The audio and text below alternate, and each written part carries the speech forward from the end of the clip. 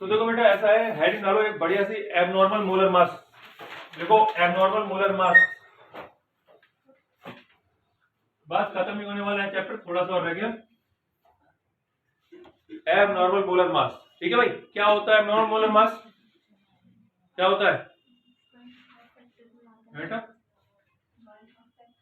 नहीं वन, हाँ हाँ वही होता है, वही होता है। होता क्या है, ये ऐसा होता है कि जैसे मान लो ये बच्चा है, या बच्चे को छोड़ो, सीधा एग्जाम्पल लो।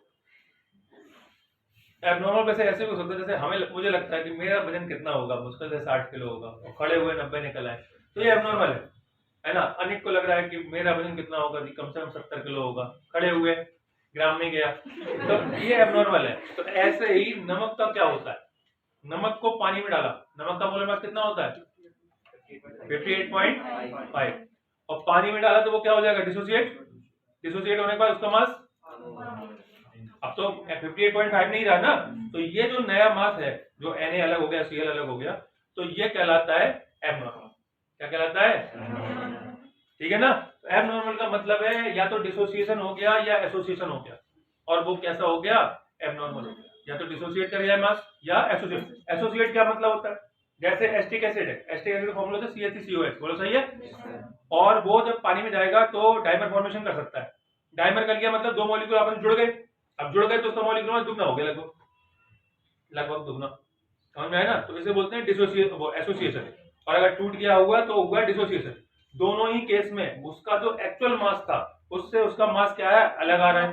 पानी में जाने के बाद तुम्हें दिखाई दे नहीं रहा कि क्या हुआ, वैसे हमें पता तो होता है लेकिन नजर तो नहीं आ रहा, और ये भी नहीं पता कि कितने परसेंट डिसोसिएट हुआ, सारा थोड़ा डिसोसिएट हुआ, ये सारा जुड़ा भी नहीं। भाई तुमने पानी में नमक डाला, 2 चम्मच डाला, घुला वो कितना, ये तो पता नहीं है कितना घुला, तो इसलिए ये भी नहीं पता चल पाएगा कितना मास बढ़ा घटा। तो ये सारी कैलकुलेशन हम आप करने वाले हैं। तो इसमें एक टॉपिक चलेगा पहले एसोसिएशन, ठीक है, हेड डाल दो एसोसिएशन, एसोसिएशन हेडिंग डाल दो, ठीक है। देखो भाई क्या होता है, जैसे मैंने लिखा CH3COOH, एसोसिएट माने क्या होता है, जुड़ना, ठीक है। 2 मॉलिक्यूल ले लिए मैंने CH3COH, अब इसमें से क्या हो जाएगा, इसमें से वाटर, पानी बढ़ा दो, इसका H ले लो, इसका OH ले लो, ठीक है ना। देखो जिनको नहीं समझ में था, देखो अगर आपको याद होगा, ये भी पढ़ा चुका हूं, ये क्या बन गया,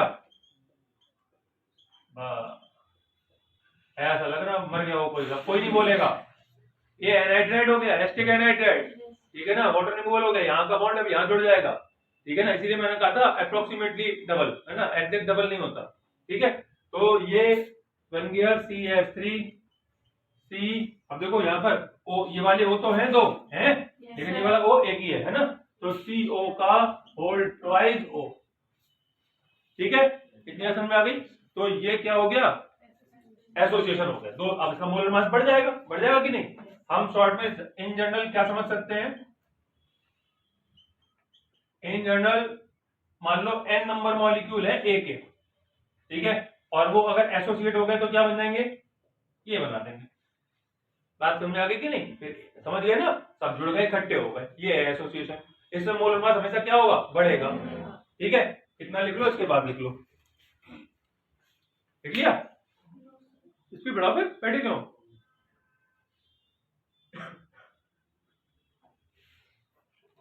इसमें आएगी आवाज बढ़िया, देखना तुम। देखो therefore the total number of molecules,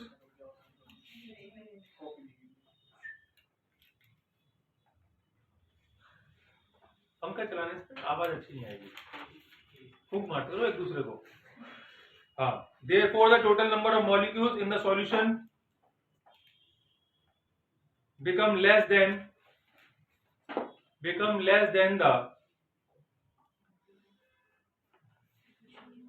बेटा कहाँ सॉल्यूशन, अच्छा solution, become less than the number of molecules of the substance, number of molecules of the substance added and therefore क्या हुआ बेटा, अच्छा, and therefore colligative property will be lower, and therefore colligative property will be lower. ठीक है भाई, ठीक है।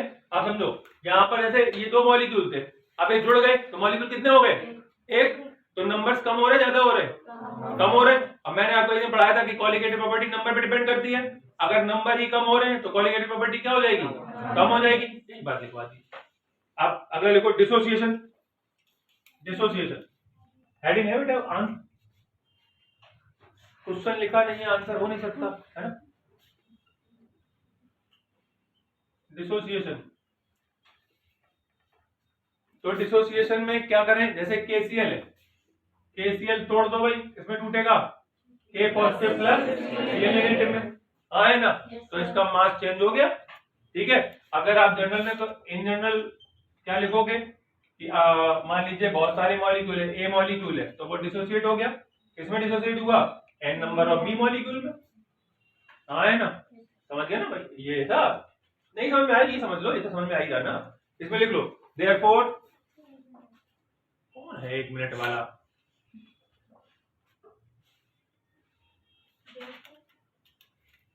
मान भी इसको देखो, ये डिसोसिएशन कहलाता है, समझ गए ना। इसमें टोटल वजन क्या हो जाता है? कम हो जाता है। देयरफॉर नहीं आया, दोबारा बताऊं क्या? अच्छा, therefore the total number of particles increases, therefore the total number of the particles increases in the solution and therefore the colligated property will be large, and therefore the colligated property will be large। ठीक है भाई, चलो अब हम लोग देखेंगे एक last topic है हमारा वॉन टॉप फैक्टर। बस थोड़ा सा ही, बस 2 मिनट का काम। वॉन टॉप फैक्टर, हाँ हो गया। वॉन टॉप फैक्टर क्या होता है जानते हो? आई, है ना। वो क्या होता है? वो रेशियो होता है कि भाई मॉलिक्यूलर मास कितना था, एबनॉर्मल है ना, नॉर्मल कितना था, एबनॉर्मल कितना हो गया, है ना। तो उनका रेशियो क्या होता है? आई। ठीक है, वॉन टॉप फैक्टर। ठीक है, तो देखो van't Hoff factor i, VANT bond, ऐसे ऐसे ऐसे, ये कॉमा लगा, ये अपॉस्ट्रोफी जो भी है, हमारा कॉमा ही बोल गया था। बॉन्ड ऑफ फैक्टर, कैसे नाम रखे इनकी मम्मी ने, तो फुल स्टॉप पर चल रहा था। Bond of factor, it is the ratio of normal and abnormal molar mass. It is the ratio of normal and abnormal molar mass, that is I is equal to normal molar mass upon abnormal molar mass। Normal molar mass upon abnormal molar mass. ठीक है, और करके लिख लो, और I equal to abnormal colligative property upon normal colligative property. ये colligative property के term में भी एक्सप्लेन हो सकता है, लेकिन हम लोग मोलर मास के टर्म में रखेंगे। ठीक है, तो आप एक अपना याद कर लो, normal molar mass upon abnormal molar mass. ठीक है, अब देखो जरा इस बात को भी समझ लो, क्योंकि एक दो सवाल में ये इस्तेमाल में आएगी। समझना मेरी बात। मान लो किसी का नॉर्मल मोलर मास 50 है, है ना, और भाई आई का फॉर्मूला क्या होता है? नॉर्मल अपॉन एबनॉर्मल, है ना। नॉर्मल 50 है और एबनॉर्मल उसका 25 है, तो आप मुझे ये बताओ कि वो टूटा या जुड़ा? डिसोसिएट हुआ या एसोसिएट हुआ? डिसोसिएट हुआ। बात समझ रही हो? 50 से तो घट गया ना, तो जुड़ा तो है ही नहीं। ठीक है, तो इसका भाग लगाओ तो है ना, इतना 2 आया, तो 1 से बड़ा आया कि नहीं? तो क्या सीखा हमने कि अगर आई की वैल्यू 1 से क्या आ रही हो, ज्यादा, इसका मतलब क्या हो रहा है? एसोसिएशन हो रहा है, सॉरी डिसोसिएशन हो रहा है। बात समझ आई? और ऐसे ही अगर उसका वजन 50 था और 50 ही रह गया, तो क्या मतलब है कि कुछ नहीं हुआ, है ना। और 50 था और 100 हो जाए तो मतलब पॉइंट में चला गया, तो फिर क्या हुआ, एसोसिएशन हुआ। तो आई की 3 वैल्यूज होती हैं, या तो 1 से छोटी, 1 से बड़ी, या 1। ठीक है ना? तो इसमें क्या हो जाएगा, एसोसिएशन हो जाएगा। और इसमें लिख देना नाइदर एसोसिएशन और नॉट डिसोसिएशन, लिख लोगे ना? ठीक है, नो एसोसिएशन नो डिसोसिएशन ऐसे लिख देना। अभी कोई डाउट है तो पूछ लो। बात क्लियर है ना सभी को? ठीक है, नोट करते हो फटाफट स्पीड में, आज खत्म करना है इसको। नहीं है तो पूछ लो। क्लियर है ना? ठीक, अब लिखो।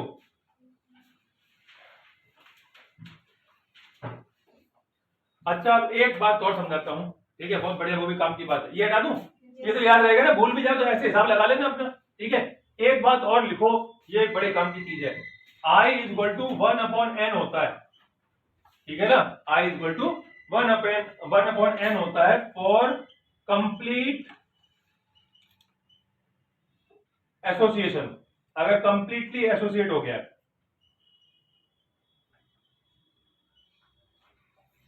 ठीक है भाई? ठीक है, कंप्लीट एसोसिएशन हो रहा है तो, ठीक है। और I इक्वल टू n हो जाता है अगर कंप्लीट डिसोसिएशन हो रहा है तो।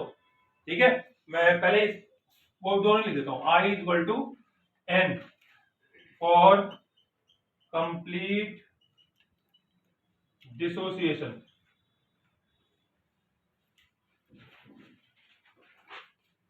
डिसोसिएशन अगर कंप्लीट डिसोसिएशन हो रहा है तो I और n बराबर होते हैं। अब तुम कहोगे ये क्या निकल आया, ये भैया जी देखो क्या निकला। बात समझो, देखो वैसे तो हमारी I की वैल्यू अलग अलग आती है, लेकिन कुछ सवालों में, इसके सवाल थोड़ा कठिन है, तो सवाल में लैंग्वेज में है दिक्कत। अगर उसने ये लिखा कि KCl, और KCl का सवाल चल रहा है, सवाल बिल्कुल नॉर्मल चल रहा है, लास्ट में बस सिर्फ मैं इतना लिख दूं, assuming it is completely dissociated, या ब्रैकेट में लिख लूं कंप्लीटली डिसोसिएटेड, सवाल चेंज हो गया। ये शब्द सवाल को चेंज कर देगा। इसका मतलब क्या है, अगर ये शब्द नहीं लिखा है तो मैं आई निकालूंगा सवाल से। क्या निकालूंगा? आई, क्योंकि मुझे आई नहीं पता। आई निकालूंगा, फिर सवाल को बढ़ूंगा आगे की तरफ। ठीक है, और सिर्फ इतना लिख दूं सवाल में कहीं पे भी कंप्लीटली डिसोसिएटेड, तो आई की वैल्यू निकल गई भैया। KCl तोड़ दो, K positive plus Cl negative में कितने हिस्सों में टूटा? 2 में। आई की वैल्यू 2 हो गई। एक शब्द का इतना इंपॉर्टेंस, मैंने बोला ना आपको, तो सवालों में शब्दों का खेल है। ठीक है ना? सवाल बिल्कुल प्रॉपर, अभी करवाऊंगा, सवाल बिल्कुल प्रॉपर चलेगा। अगर मैं कंप्लीटली डिसोसिएशन ना लिखूं तो आई मुझे फाइंड करना पड़ेगा, जिसकी वैल्यू 2 से कम आएगी। ठीक है ना? 2 से ज्यादा तो आ ही नहीं सकती, 2 से कम ही आएगी। लेकिन अगर वो लिख ले कंप्लीट डिसोसिएटेड, आई निकालने की जरूरत ही नहीं है, सीधा 2 खत्म, सॉल्व कर देंगे। बात क्लियर हो गई? हाँ उपासना, हाँ बेटा नींद आ रही तुमको? अच्छा अच्छा, वो थक गई। ठीक है ना? अच्छा हाँ है ना? ये किसके लिए? डिसोसिएट के लिए। कोई समस्या इसमें? अच्छा, अब एक और बात समझ लो, जरा इसको भी समझ लेते हैं। अगर वो कहता है एसोसिएशन, एसोसिएशन के लिए बता रहा हूं, है ना? ये तो डिसोसिएशन का है। अगर मान लो उसने कह दिया डाइमर, डाइमर बन रहा है, तो n की वैल्यू कितनी? 2। डाइमर का 2 मॉलिक्यूल जुड़ गए। ठीक है ना? ये कंप्लीट की बात कर रहा हूं, कंप्लीट की, है ना? ट्राइमर बोल दिया तो n की वैल्यू कितनी हो गई?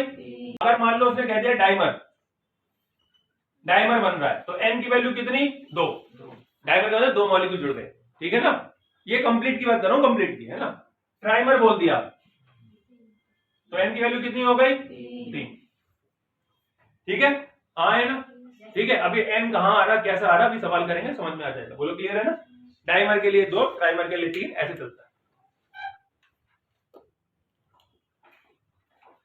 ये लिख लो, नोट कर लो, कोई समस्या लगे तो पूछ लो।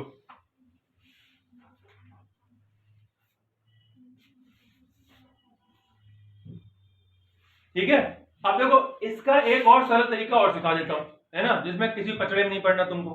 ठीक है, देखो कैसे, ये बात समझ में आ गई? हाँ है ना? अब देखो मैं तुम्हें एक और तरीका सिखाता हूं। मान लो इसको हटा लो, तुम्हें कोई भी सवाल मिल जाए, कोई भी, लेकिन मैं फिर से कह रहा हूं सवालों में लिखा होना चाहिए। देखो डाइमर वाले में तो लिखने की जरूरत ही नहीं है, उसने कहा डाइमर मतलब खत्म, सीधा ही लगेगा, वो कंप्लीट ही है। अगर वो तोड़ रहा है उसको, तो आप देख लो लिखा होना चाहिए कि कंप्लीटली टूट गया है। अगर ये नहीं लिखा हुआ है तो ये तरीका नहीं लगेगा। ठीक है, तो देखो अगर कंप्लीट हो चुका है तो मैं फिर से लिख रहा हूं, कंप्लीट होने पर कंप्लीटली डिसोसिएटेड या एसोसिएट होना चाहिए, कंप्लीटली डिसोसिएशन हो रहा है, ठीक है। तो देखो अगर आपको डाइमर दिया गया है, बेटा उधर दिख नहीं रहा, इधर लिखो, क्या लिखो, देखो अगर कंप्लीट डिसोसिएशन की बात चल रही है, ठीक है भाई, और आपको KCl दिया गया, तो कंप्लीट डिसोसिएशन है तो K पॉजिटिव हो जाएगा और Cl नेगेटिव हो जाएगा, और N की वैल्यू कितनी हो जाएगी 2। अभी तो N कहां आएगा वो भी बताऊंगा, ध्यान रखना थोड़ा सा, ठीक है। मान लो MgCl2 दिया गया है, तो Mg के ऊपर 2 पॉजिटिव हो जाएगा और 2 Cl नेगेटिव हो जाएंगे, बोलो हाँ है ना। N की वैल्यू कितनी 3, इसीलिए मैंने ये वाला लिख दिया 1 2 3, समझ में आ गया ना, ऐसे गिनते हैं, समझ में आ गया ना, यहाँ पे 1 लिखा ना बेटे 1, ये नहीं कि ये 2 हिस्सों में टूटा, ना ना ना, जितने, समझ गए। एक और समझ लो, थोड़ा बड़ा था, Al2SO4 का होल थ्राइस, तो क्या बनेगा 2Al3 positive plus 3SO4 2 negative, N की वैल्यू 5। उम्मीद है समझ गए, ठीक है, ये काम आएगा बस अभी 1 मिनट में ही, तो N समझ गए। और अगर एसोसिएशन की बात चल रही है, एसोसिएशन, तो डाइमर लिखा हो तो सीधा 2, ट्राइमर लिखा हो तो सीधा 3, जो मैंने अभी पहले लिखा था ना 1/n वाला, अगर आप इस मेथड का इस्तेमाल करते हैं तो उसकी जरूरत नहीं पड़ेगी, ठीक है, मैं इसी का इस्तेमाल करता हूं। मैंने वो लिख इसलिए दिया, कुछ बुकों ने लिख दिया I = 1/n, फिर तुम कहोगे अब ये हाथ आ गया, वो सब एक ही जैसी बातें हैं, लिखने का सिर्फ स्टाइल अलग है, ठीक है। मैं इसका यूज करता हूं, ये ज्यादा मुझे आसान भी पड़ता है और सरल भी लगता है, ठीक है ना। अब ये इसके पीछे थोड़ा सा और सीखना पड़ेगा, क्या ये पहले क्लियर है? मैं आपको एक फॉर्मूला सिखा रहा हूं, वैसे तो सीधा फॉर्मूला लिख सकते हैं, ठीक है ना, कि ये आई तो समझ गया ना क्या होता है, अभी किसी तरह में आई का कंफ्यूजन नहीं है, और ये एन होते हैं, एन समझा दिया कैसे निकलता है, इनके बीच में एक रिलेशन चाहिए, ठीक है। तो कहां से आता है, क्या होता है, अब तुम्हें पूरी बात समझ में आएगी, तो ध्यान से सुनना भाई, ठीक है। 2 डेरिवेशन कर रहा हूं आपको, छोटे छोटे से, आपको करना नहीं है, ठीक है, समझना है खाली।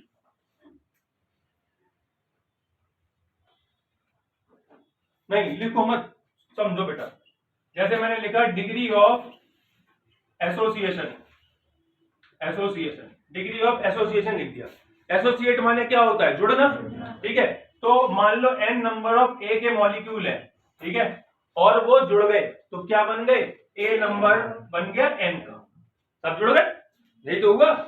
हमने मान लिया इनिशियली ये कितना था, हाँ समझ गया ना, when t = 0, इनिशियल मतलब ये होता है, तो I ये कितना है 1, तो ये कितना होगा 0, हाँ है ना। कुछ टाइम गुजरा तो ये क्या हो गया, कम हो गया, हाँ है ना, ये कितना बन गया अल्फा, कितना बन गया अल्फा, तो ये कितना हो जाएगा 1 - alpha after time t time बाद ऐसा हो गया, बोलो ठीक है, हाँ है ना। अब यहाँ पर हमें नंबर ऑफ मोल्स निकालना है, ठीक है। अब मोल्स निकालने में तो लभेड़ है, मतलब थोड़ा सा ज्यादा बड़ा हो जाएगा। मैं तुम्हें एक सरल तरीका सिखाता हूं, ये है तो ट्रिकबाजी, लेकिन है बड़ी बढ़िया, जो भी आगे लिखा हो, ठीक है ना, है ये ट्रिकबाजी, लेकिन तुम्हें यहां से सीधे नंबर ऑफ मोल्स पे पहुंचा देगी, बिना किसी खचड़ पचड़ के। जो आगे लिखा हो दोनों में डिवाइड कर दो, 1 - अल्फा/n और अल्फा/n, बोलो ठीक है। और जो इनके इंडिविजुअल आगे लिखा हो, जैसे इसके आगे n लिखा है, इसके आगे कितना लिखा है 1 लिखा है, उसका मल्टीप्लाई कर दो, तो into n into 1, n cut गया, तो ये वाला कभी चेंज नहीं होगा, ठीक है। तो ये सीधा बन जाएगा 1 - अल्फा, और ये हो जाएगा अल्फा/n। आप नंबर ऑफ मोल्स पर पहुंच गए, नंबर ऑफ मोल्स पर। मैंने यहाँ पे कॉन्सेंट्रेशन का एक सिस्टम लगा दिया है ना, आप अगर भूल भाल जाओ, आप सीधा ये याद रखो, इसका मैंने दोनों में डिवाइड कर दिया, तो टेक्निकली वॉल्यूम डिवीजन ऐसा सिस्टम हो गया, इसका दोनों में डिवाइड कर दिया और इनके इंडिविजुअल का आपस में मल्टीप्लाई कर दिया। अगर तुम्हें कहीं गलत हो जाए ऐसा करते समय, तो हमेशा याद रखना ये वाला जैसा था वैसे ही रहेगा, जैसा था वैसे ही रहेगा। अगर तुमसे गलत होगा तो ये चेंज हो जाएगा, समझ गए ना, तो समझ लेना कि हमने गलत कर लिया।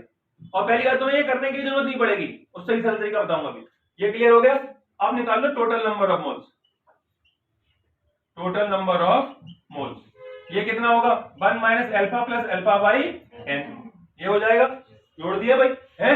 अच्छा अब देखो क्वांटम फैक्टर का फॉर्मूला क्या होता है, I = normal molar mass upon abnormal molar mass, और कॉलीगेटिव प्रॉपर्टी के टर्म में उल्टा होता है ना। तो अभी यहाँ ये क्या है, ये मोलर मास तो नहीं निकल रहा ना, ये क्या निकल रहा है, number of moles. Number of moles क्या होता है, कॉलीगेटिव प्रॉपर्टी होती है कि नहीं होती है? अरे number of moles colligative property तो होती है। तो I इक्वल टू मैं लिखूंगा एब नॉर्मल, है ना, एब normal colligative property upon normal colligative property. ठीक है भाई, हाँ है ना, यहाँ कर देता हूँ थोड़ा सा। ठीक है, आप इसकी वैल्यू डाल दो। तो I इक्वल टू कितना हो गया, एबनॉर्मल कॉलीगेटिव प्रॉपर्टी कितनी है, इतने मोल्स आ रहे हैं मेरे। एबनॉर्मली कितने आ रहे हैं, इतने। भाई मैं लेके कितने चला था, इतने ही लेके चला था, आ रहे हैं इतने, है ना। तो एबनॉर्मली आ रहे हैं मेरे कितने, देखो स्टार्टिंग में मैंने कितने लिए थे, 1 लिया था, आए ना। और एबनॉर्मली मेरे कितने आ रहे, इतने आ रहे। तो मैंने लिख दिया 1 minus alpha plus alpha by n, और एबनॉर्मल हो गया मेरा 1। ठीक है, इतनी कोई दिक्कत नहीं। तो 1 का तो कोई मतलब है नहीं यहाँ पे। तो I इक्वल टू सीधा कितना हो गया, I equal to 1 minus alpha plus alpha by n. बोलो ठीक है, बायो वाले वाले को समझना, ये दोनों अल्फा के टर्म इस साइड ले जा रहा हूँ और I को इधर ला रहा हूँ। ठीक है, तो इन दोनों के साइन पलट जाएंगे, तो alpha minus alpha by n हो जाएगा। ये माइनस का प्लस कर दिया, प्लस का माइनस कर दिया, इक्वल टू 1 माइनस I हो जाएगा। है ना, ये प्लस का था उधर गया माइनस का हो गया। बोलो क्लियर है? ठीक है, अल्फा कॉमन ले लो तो क्या बचा, 1 माइनस 1 बाई एन बचा, यहाँ से 1 बचा, यहाँ पे भी 1 बचा। बोलो ठीक है, और यहाँ पे क्या बचा, 1 माइनस आई बचा, है ना। और अल्फा इक्वल टू क्या हो जाएगा, 1 minus i upon 1 minus 1 by n. अब देखो जी, जो मैंने स्टार्टिंग में i equal to 1 by n बताया था वो यहाँ था, समझ में आया कहाँ था? हाँ देखो ये किसका चल रहा है, एसोसिएशन में चल रहा, देख लो एसोसिएशन लिखवाया था ना 1 बाई एन, तो वो यहाँ था। तो या तो आप उस प्रोसेस को लगाओ जिसमें आई इक्वल टू सीधे 1 बाई एन लगाते हैं, अदरवाइज मैं इसको फॉलो करता हूँ। आप ये फॉर्मूला याद रखो कि अल्फा निकालना है 1 minus i upon 1 minus 1 by n. ठीक है, और यहाँ पे देखो आई तो तुम निकालोगे, अरे वॉन्टर फैक्टर वाली प्रॉपर्टी से निकालोगे ना, वॉन्टर फैक्टर कह रहा हूँ क्या, कॉलीगेटिव प्रॉपर्टी के 4 टर्म दिए गए उनमें से निकालोगे आई, बोलो हाँ। yes, और ये 1 है, ये 1 है, और ये n कैसे निकलेगा, सीधा सीधा एसोसिएशन है ना, डाइमर का 2, ट्राइमर का 3, है ना, टेट्रामर का 4, जो भी दिया सीधी वैल्यू डालो, काम खत्म, कुछ याद रखने की जरूरत नहीं है। बात समझ आ गई? अल्फा निकालना ही होता है हमें, ये देखो कितना सरल है, अल्फा निकालना है, ये 1 है, ये 1 है, और ये नाम में दिया है डाइमर ट्राइमर टेट्रामर जो भी है, ये भी 1 है। और ये कहां से निकलेगी, जो 4 कॉलीगेटिव प्रॉपर्टी पढ़ाई थी ना, delta T equal to I K F, delta T equal to I K B, वहां से आई निकालो, यहाँ वैल्यू डालो, सॉल्व करो। कोई कंफ्यूजन? बस ये फॉर्मूला याद रखना, ठीक है भाई। डेरिवेशन लिख लो, लेकिन याद सिर्फ इतना जरूर रखना है, क्लियर है ना। नोट करो फटाफट स्पीड में, जल्दी लिखो। अब सुनो भाई, ये हो गया। इसी तरीके से डिसोसिएशन का भी देख लें। देखो डिसोसिएशन में कुछ नहीं है, ये 1 बाई एन है ना, ये एन आएगी, डिसोसिएशन में आया था ना आई इक्वल टू एन के फॉर्मेट निकलता है, यहाँ पे बस एन आ जाता है, समझ लो, बड़ा सिंपल था। इसीलिए मैंने आई इक्वल टू फॉर्मेट लिखवा दिया था, यहाँ पर बस एन लिख दो, हो जाता है डिसोसिएशन। लेकिन आया कैसे वो समझना है, तो अब हम देखेंगे डिसोसिएशन का। ठीक है भाई, डिसोसिएशन में ये बात अलग हो जाएगी। कैसे, मान लो मैंने एन मॉलिक्यूल लिया, वो डिसोसिएट होगा एन बी मॉलिक्यूल में, हाँ है ना, होगा कि नहीं। तो ये तो 1 होगा, ये 0 होगा, बात ठीक है, क्योंकि अरे भाई जब मैंने पानी डाली उस समय ये वैल्यू तो 0 ही होगी, टाइम 0 चल रहा है इस वक्त। फिर ये अल्फा बन गया, ये घट गया, ये ठीक है, यहाँ तक ठीक है ना। ये जितना बनेगा उतना कम हो जाएगा, यहां से बदलेगा। क्या समझाया था मैंने भी आपको, जितना भी इनके आगे लिखा हुआ है, जितना भी इसके आगे लिखा हुआ है वो सब में डिवाइड कर दो अपॉन 1 अपॉन 1, और जितना इन दोनों के आगे लिखा है वो मल्टीप्लाई कर दो इंटू 1 इंटू एन। समझ आ गया? हाँ है ना, सीधी सी बात है। ये जितने हिस्से में टूट रहा है वैसा कर दो, ये एन में टूटा तो एन में आ गए यहाँ पर नीचे। ठीक है, तो यहाँ पर क्या हो जाएगा, एन अल्फा हो जाएगा, बोलो हाँ है ना, अरे हो जाएगा कि नहीं? yes, और फिर ऐसे ही यहाँ पर क्या हो जाएगा, एन अल्फा हो जाएगा, हो जाएगा। yes, फिर यहाँ पर भी क्या हो जाएगा, एन अल्फा हो जाएगा, फिर यहाँ पर भी एन अल्फा हो जाएगा, यहाँ पर भी हो जाएगा। बस अल्फा कॉमन ले लिया, 1 माइनस एन, यहां से खत्म कर दो 1 माइनस एन। बात क्लियर हो गई? हाँ है ना, ये हो गया डिसोसिएशन का आखिरी टॉपिक था हमारा। इसी के साथ सिलेबस खत्म, मतलब ये काम खत्म। एक टॉपिक और लिखेंगे बस।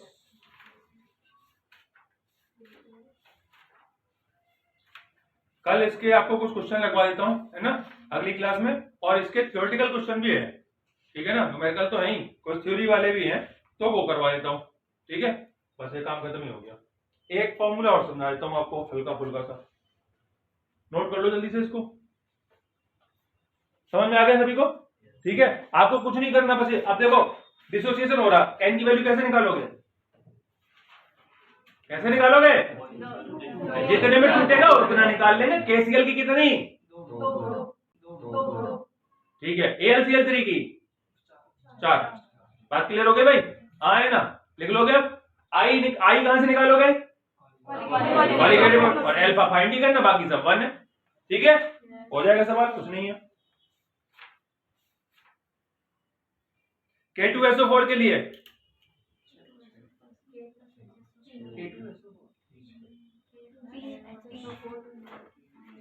N की वैल्यू पूछ रहा हूं, 0 कौन बोला? हम फेंकते हैं ऊपर बेटा। K2SO4 है, 2 K है, एक SO4 है, 3 हो जाएगी। अब सुनो मेरी बात, ये जो 3 हो जाएगी, KCl की 2 हो जाएगी, AlCl3 की 3 हो जाएगी, ये सब तभी हो जाएगी जब कंप्लीटली डिसोसिएट की बात चल रही हो, ठीक है ना, आयनिक कंपाउंड दिया गया हो, ठीक है ना। अगर कंप्लीट की बात करें तो आई की वैल्यू भी सीधे 3 हो जाएगी, है ना। आयनिक कंपाउंड पर ही एप्लीकेबल होता है, ठीक है ना। अब 2-3 दिन सवाल लगेंगे, बस हो जाए कंप्लीट। हटा दो उसको, बस एक छोटी सी बात और लिखनी है। हाँ बेटा, बस नहीं हटाया, ठीक है। अब देखो, एक होता है डिसोसिएशन कांस्टेंट, सुना है कभी? क्या होता है? पढ़ा है, पढ़ा सबने? जल्दी बताओ।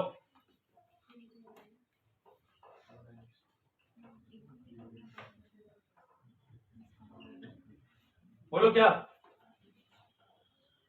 चलो एंड करता हूं। कैसे लिखा जाता है? अब बताओ नीचे क्या लिखना है। हाँ, इक्विलिब्रियम में पढ़ा था, बताओ क्या होता है? केसी इक्वल टू क्या होता है? C alpha square upon 1 minus alpha.